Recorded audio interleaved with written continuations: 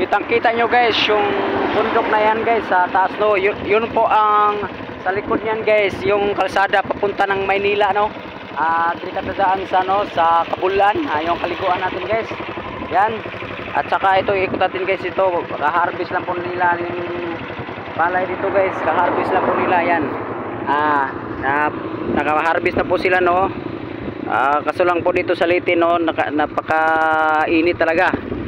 Summer talaga dito, wala na po talagang tubig halos. Yung nakita nyo naman yung mga short video ko na meron kaming ginagawa na balon. Ayun po talagang hirap po talaga sa tubig ang Leyte. Lalo na sa San Isidro Leyte at Tabango. Yun po talagang puntarya na walang tubig po guys. Ayan, nakita nyo naman dito. Ito po sa Makupa guys, hindi po kayo maghihirap po ito ng tubig ito. Ang problema lang dito kasi yung tubig may mga kalawang. Hindi malinis po tubig po dito, lalo na nasa malapit na hagna no. At talagang makalawang yung pong tubig nyo.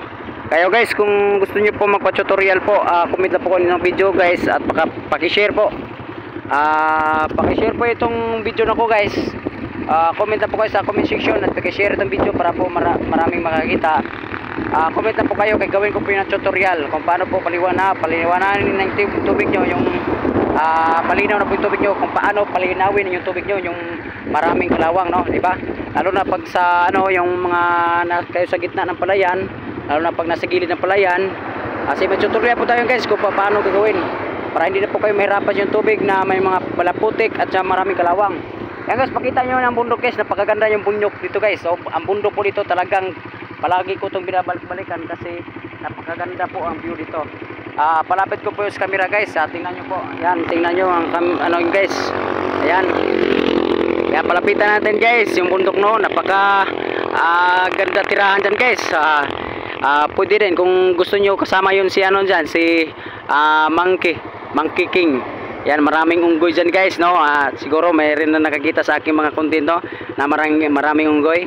God bless po sa inyo no, yung akong mga solid supporters flowers. At saka comment na po kayo sa comment section at saka paki-share ng video. Comment po kayo kung na problema po kayo sa inyong tubig, malakalawang, malaputik, and then kung wala kayong tubig, tuturuan ko kayo kung paano kayo makatubig lalo na sa mataas na lugar, yung bundok, yun ang laman na malabundok na area, talaga mahirap tubig dyan. Gawan ko ng tutorial at comment na po kayo kung sino po ang magpa-shout out at magpagawa ng tutorial. God bless guys. Ito, maraming salamat po sa panonood sa aking mga video, lalo na itong trending na maraming unggoy no, ang daming unggoy, nag-trending po natin ng video no, ang daming unggoy. Salamat po sa inyong solid supporters at mga viewers. Thank you so much my idol, maraming salamat po, maraming salamat. Yan, thank you so much. God bless you all.